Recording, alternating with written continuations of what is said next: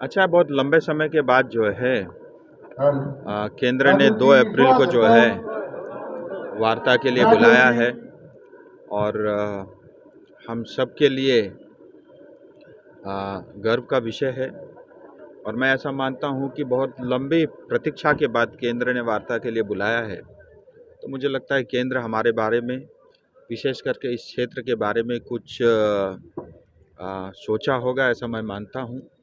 और मेरा यही कहना है कि ये जो वार्ता है ना भारतीय जनता पार्टी का है, ना गोजोमुमु का है, ना गोरामुमु का है, ये इस क्षेत्र की जनता का है। और मैं ये भी चाहूँगा इसमें किसी तरह की राजनीति नहीं हो और किसी के मन में कुछ भी इस वार्ता को लेकर के है, अगर कोई सुझाव है तो मैं उसका भी स्वागत करूँगा। और हम सब के लिए ये एक मौका है कि इस क्षेत्र की जनता को मुक्ति मिले और इस क्षेत्र की जनता को न्याय मिले और इस क्षेत्र की जनता को भी भारत के संविधान के अंतर्गत जो है जीने का, एक स्वच्छ वातावरण में रहने का वो भाग्य जो है हम सबको भी अवसर मिले। परमानेंट पॉलिटिकल सॉल्यूशन हो पाएगा सर इस बार, क्या लगता है? ऐसा है, भारत सरकार की वार्ता है और किसी पार्टी द्वारा जो है ये कोई सांगठनिक बैठक तो है नहीं। और ये वार्ता भारतीय जनता पार्टी की नेतृत्व के साथ भी नहीं है, भारत सरकार के साथ है। मुझे लगता है हम सबको सकारात्मक सोचने की आवश्यकता है और मैं ऐसा मानता हूँ इसका कोई न कोई नतीजा अवश्य निकलेगा। सर, मोथाबारी में आज बीजेपी डेलीगेशन का विजिट हो रहा है, सुकांत मुजुमदार जो है इनको लीड कर रहा है, क्या कहेंगे सर? मोथाबारी पूरा बैरिकेड कर दिया। देखिए, पश्चिम बंगाल की जो है दुर्दशा वो ठीक नहीं है और ममता दीदी के नेतृत्व में पश्चिम बंगाल सरकार ठीक नहीं चल रही है। और हमारे पास 2 उदाहरण हैं। जैसे त्रिपुरा में बहुत लंबे समय तक सीपीएम ने राज किया और उसके बाद भारतीय जनता पार्टी की सरकार बनी। आज भारतीय जनता पार्टी के नेतृत्व में त्रिपुरा जो है वो नॉर्थ ईस्ट का ग्रोथ इंजन बना हुआ है।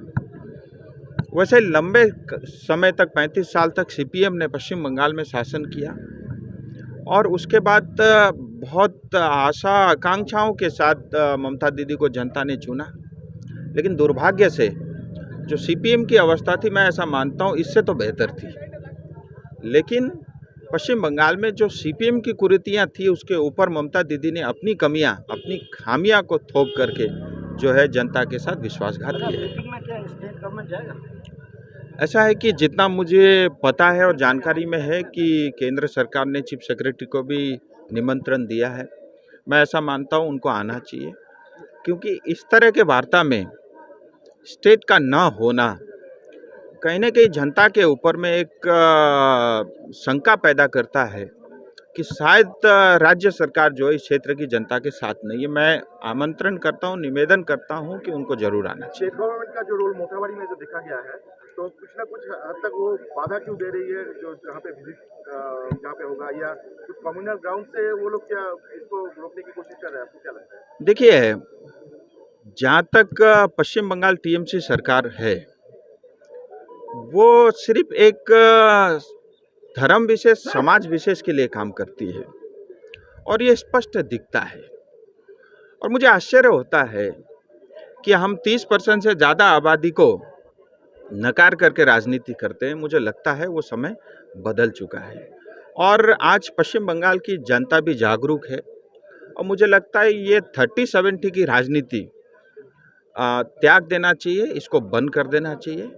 अगर हम राजनेता हैं, हम सरकार में हैं, हम सत्ता में हैं, अगर हम नेता हैं तो हम सबके बराबर होने चाहिए। और एक सवाल है, नेपाल का जो अभी वो मोनार्की एंड हिंदुत्व को वहाँ पे लगने की जो डिमांड कर रही है, तो सिक्योरिटी कंसर्न में हम लोग नेपाल से काफ़ी नज़दीक है, तो क्या आपको लगता है कि वहाँ पे सिक्योरिटी में?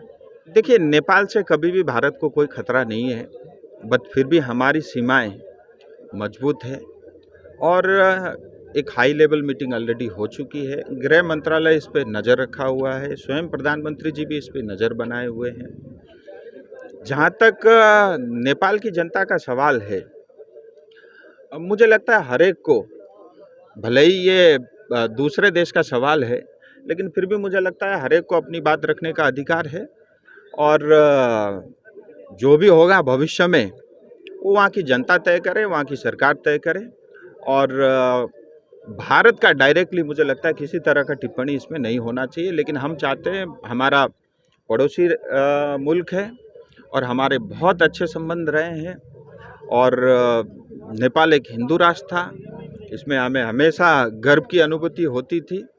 लेकिन जो भी नेपाल में हो, नेपाल के हित में हो, वहाँ की जनता के हित में हो, उस राष्ट्र के हित में हो, और भारत हमेशा से यही चाहेगा।